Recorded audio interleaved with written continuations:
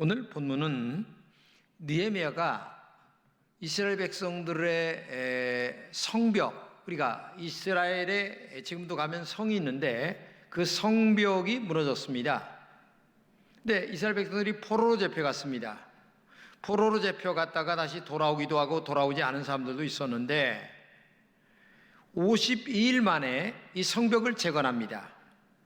재건하고 나니까 얼마나 기쁘겠어요.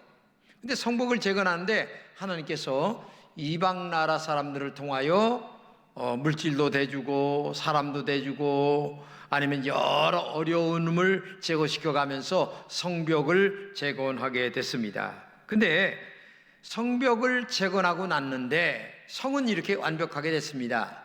근데 중요한 것은 그 안에 살고 있는 이스라엘 백성들의 이 영적 상태, 정신적 상태가 회복이 안 되는 거예요.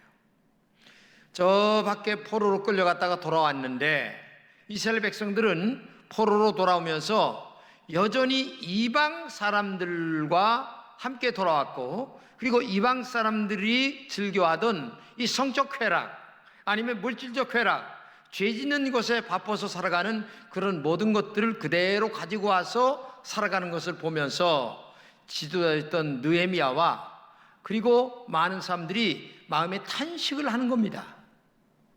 성벽의 회복은 이루어졌지만 이 영적 성벽은 너무나 무너졌다.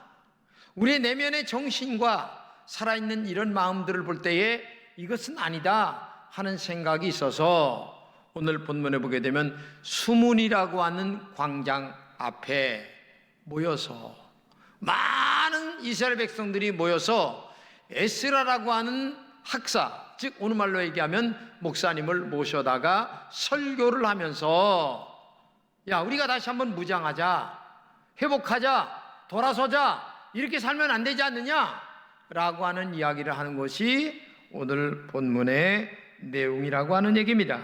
그때에 많은 사람들이 눈물을 흘리며 통곡을 하면서 자기들의 죄를 회복했다라고 하는 것이 오늘 본문의 내용입니다. 백성들이 에스라 선지자의 이 설교를 들을 때에 두 가지 큰 반응이 나타나는데, 첫째가 뭐냐면 회개 운동이 일어났습니다. 1절과 2절입니다.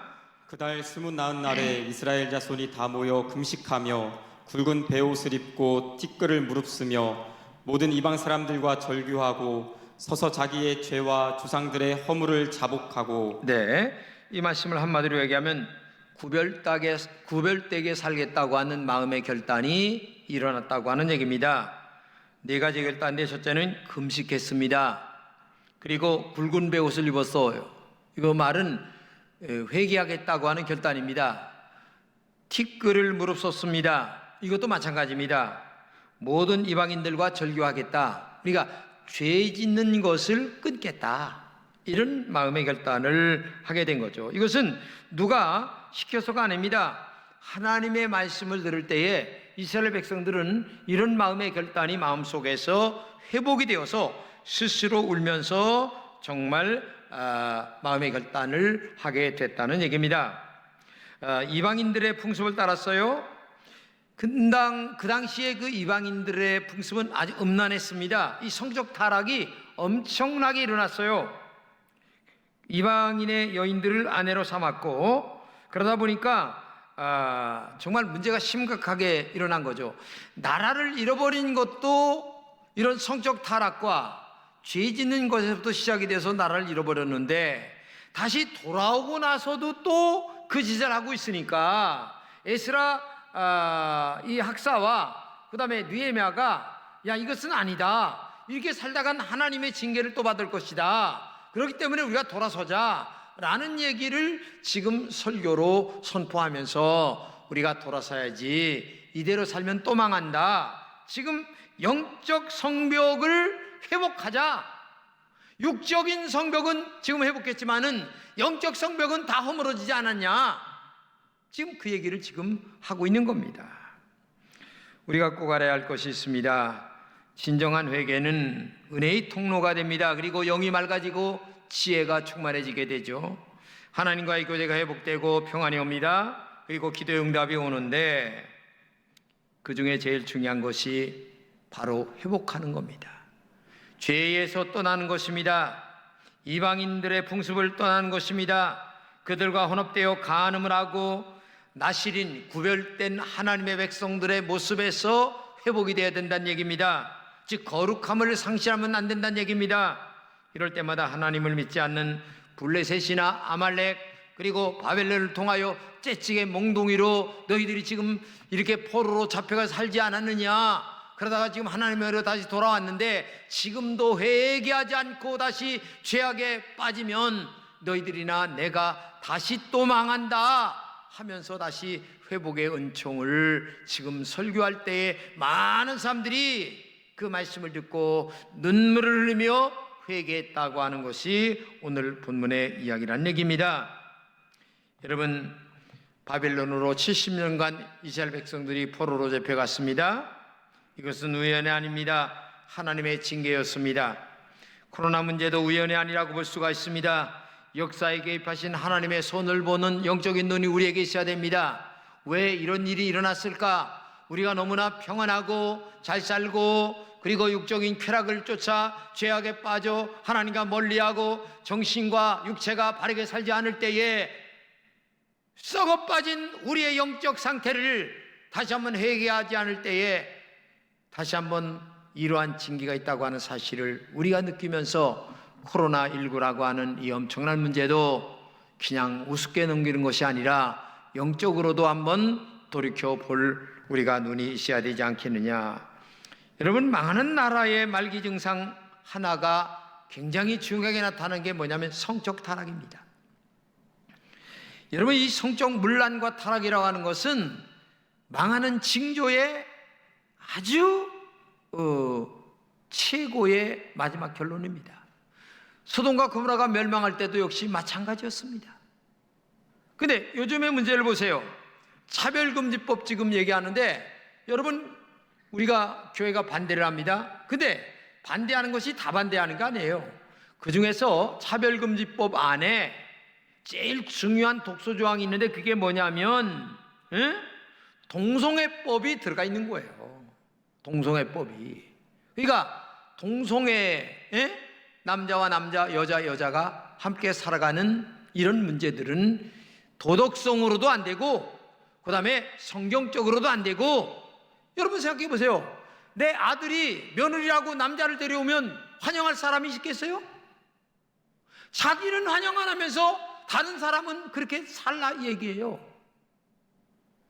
이건 도덕적으로도 안 되고 인륜적으로도 안 되고, 그 다음에 지금 아기를 안 낳는 이 시대에 가장 문제성이 뭡니까? 잘못된 거예요 이게.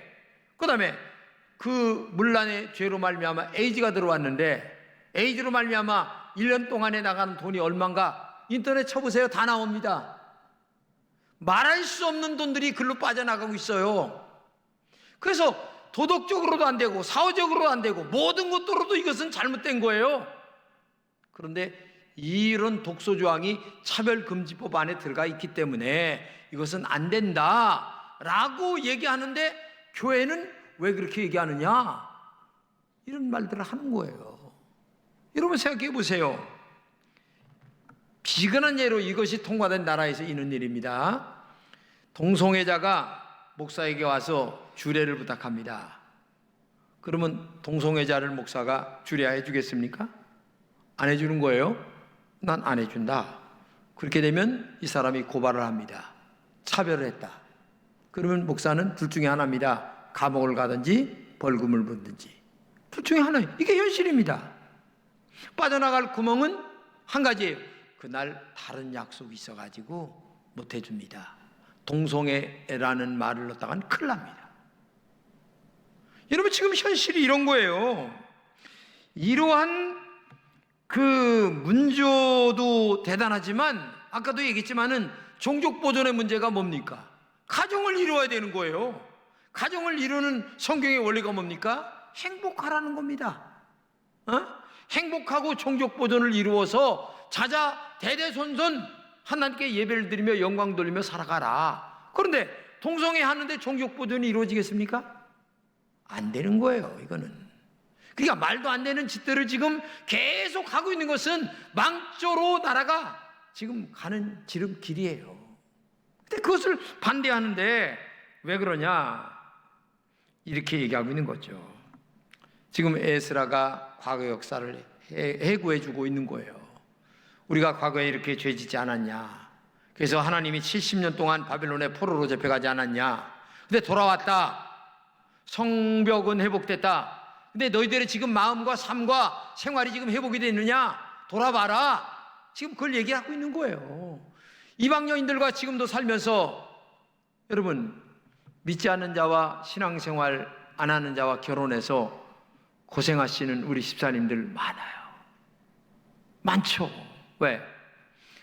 여러분, 본인만 신앙생활 안 하면 괜찮은데 교회 가는 아내까지 갖고 바가지를 긁으면서 별짓을 다 하니까 힘들어하는 분들이 많이 있다는 거죠. 물론 오히려 전도해가지고 남편까지 신앙생활 잘하는 분도 있죠. 그렇게 되면 금상첨화죠. 선교도 이루어지고 전도도 이루어지고. 그런데 반대로 신앙생활을 제대로 못하는 분들도 너무나 많이 있으니까 이런 일들이 지금 여기저기서 일어나고 있는 거예요. 여러분, 세상이라고 하는 애굽에서 나오시기를 바랍니다. 죄에서 나오는 여러분 되시기를 바랍니다. 여러분 자신을 한번 생각해 보세요. 지금 내가 하나님 앞에 이것은 믿음도 아니고 도덕도 아니고 인륜도 아니고 사회적으로도 이건 아니다 라고 하는 일들을 내가 서슴없이 저지르고 있다면 이것은 지금 오늘 에스라 목사님이 말씀하시는 내용을 듣고르면서 끊어야 된다라고 하는 결심이 내게 있어야만 진실한 회개가 있는 거고 돌아오는 거예요. 근데 오늘날 이 세상 보세요. 죄를 물 먹듯 먹고 있으면서도 죄인들도 몰라요. 오히려 그것을 안 하는 사람이 등신처럼 여기는 이 세상이 지금 되고 말았어요. 세상이 이렇게 잘못된 길로 지금 굴러가고 있는데도 불구하고 우리가 정말 말씀과 믿음 안에 돌아서지 않는다면 오늘 이 문제는 엄청난 문제가 있다. 한마디로 얘기해서 양다리 삼다리 걸치며 신앙생활하지 말라 이런 얘기입니다. 거룩하게 살아라, 구별되게 살아라. 이것이 하나님의 은혜를 받는 지름길이고 축복을 받는 지름길이고 그리고 당연히 인간으로 걸어가야 될 윤리와 도덕의 길이 아니냐. 그러므로 오늘도 여러분들이 먼저 정말 마음에 진실한 회개가 있기를 진심으로 축복합니다.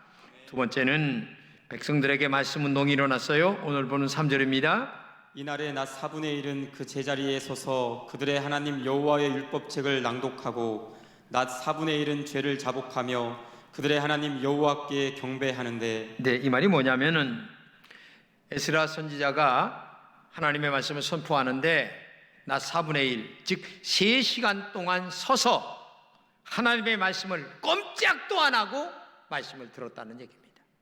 이게 중요한 겁니다.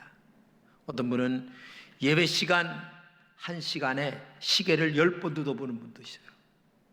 여러분, 신앙생활을 그렇게 하는 게 아니에요. 엿새 동안 열심히 육신을 위해서 살다가 이날 하나를 위하여 엿새를 살아가는 거예요.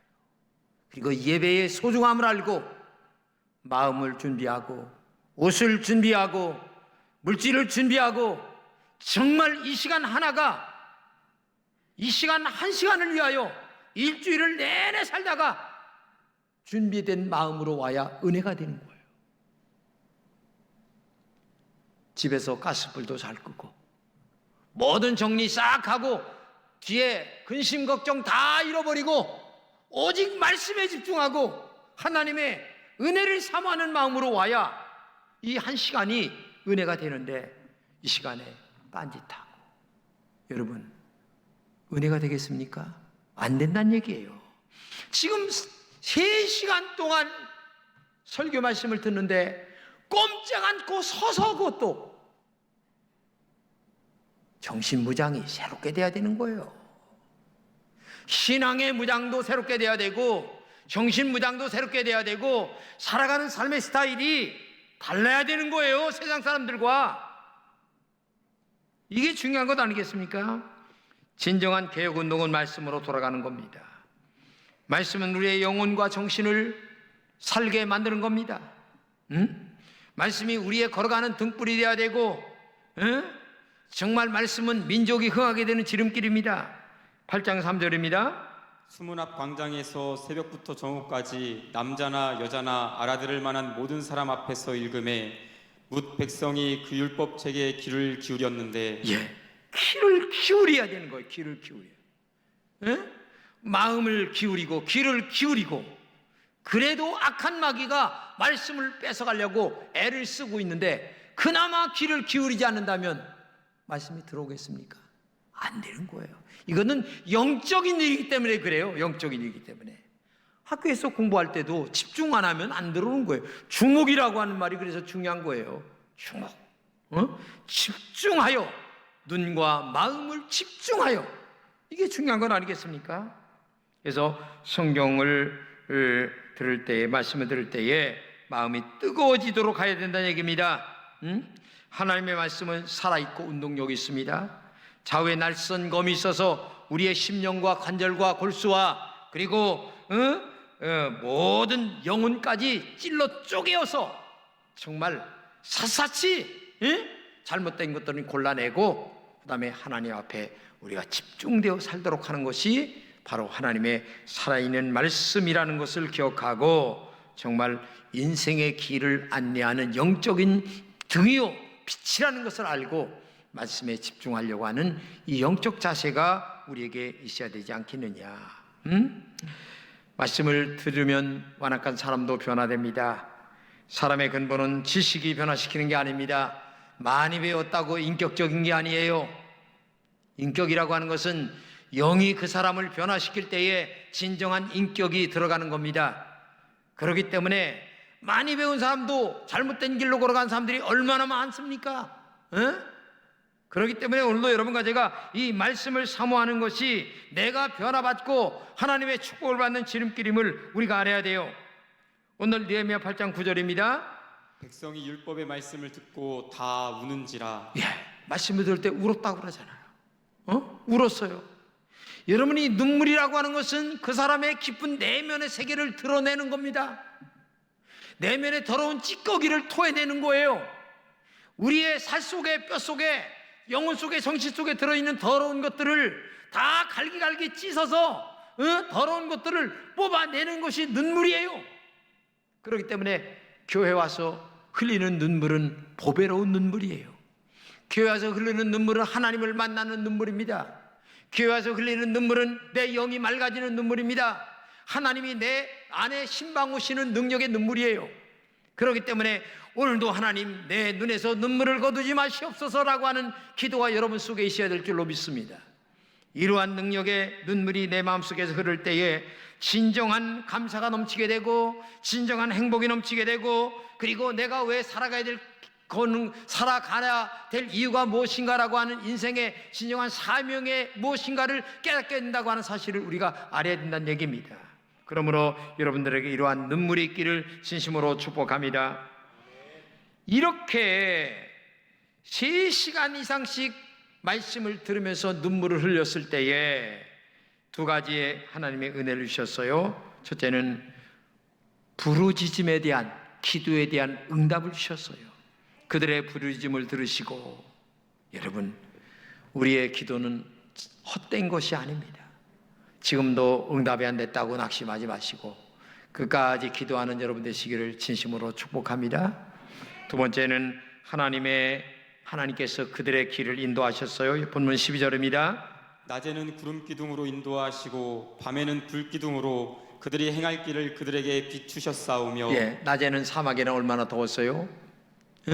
그런데 하나님께서 사막 가운데서도 인도해 주시고, 밤에는 추운데도 구름 불기둥으로 인도해 주시고, 그러니까 하나님이 우리 앞길을 인도해 주신다는 얘기예요. 여러분, 지금 어려움과 고난 속에 슬피 우는 분이 계십니까? 낙심하지 마세요. 하나님 앞에 기도하세요. 말씀대로 바르게 서세요. 믿음의 길을 바르게 걸어가세요. 회개하세요. 진심으로 하나님을 만나보세요. 그러면 하나님이 여러분의 길을 인도해 주실 줄로 믿습니다. 말씀에 철저한 순종과 믿음으로 살면 여러분의 앞길을, 발걸음 하나하나를 바르게 걸어가도록 하나님이 인도해 주시는 거예요. 그렇기 때문에 믿음이 얼마나 중요한 걸 알아야 됩니다. 미국의 에드워즈 목사님의 이야기예요. 새벽에 어떤 사람이 목사님 집 대문을 막 두드리는 거예요. 보니까 동네에서 아주 소문난 나쁜 사람이에요. 도박꾼, 술꾼. 근데 지난밤에 하나님이 천사를 통해서 나에게 찾아왔다는 거야. 얘기를 들어보니까 너 빨리 회개하고 교회 나가 신앙생활 바르게 하면 살고, 만약에 바르게 살지 않으면 넌 내년 1년 안에 1년 이때가 될 때 죽어. 이게 얘기를 하셨다는 거야. 그러면서 하나님이 나에게 은혜 주셨다고 하면서 와서 얘기를 하니까 그래요. 기도해 주면서 그럼 믿음으로 사세요. 바르게 사세요. 근데 한 서너 달, 4달 동안 열심히 나오더니만 이게 점점 더 시들어지는 거야. 그래서 신방을 가가지고 얘기를 하니까 개꿈이에요 그거. 응? 그래서 헛일이에요. 그러더니만 이 친구가 세상에 계속 신방을 가도 안 나오는 거예요.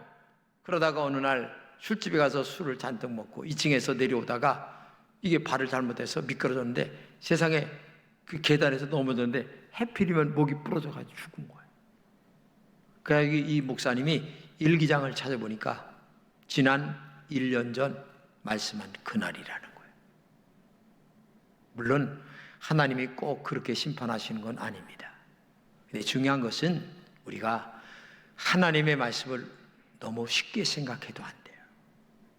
그리고 하나님의 말씀보다도 인간 내 스스로가 그렇게 겸손하게, 진실하게, 정직하게, 그리고 바르게 살아가는 영적 자세가 있어야 된다는 얘기예요. 8.15 광복절 맞이했습니다. 육적인 해방이 왔습니다. 이스라엘 백성들이 성벽 재건했습니다. 육적인 성은 완벽했습니다. 그러나 마음의 성은 이미 다 무너졌다면 그게 무슨 회복입니까? 여러분의 마음의 성벽이 지금 얼마나 무너졌는가 생각해 보세요. 내 마음의 성벽이 정말 하나님 안에서 빗장을 바르게 지르고 나는 어떤 경우에도 말씀대로 살겠다, 믿음으로 살겠다, 죄악의 자리에 가지 않겠다, 양다리 삼다리 걸터하지 않겠다, 오직 하나님의 말씀을 따라 바르게 살다가 내가 천당 가야지, 이렇게 살다 가는 게 믿음이에요. 자기를 절제하는, 그리고 자기를 다스리는 영적 은혜가 여러분들에게 회복되기를 진심으로 축복합니다.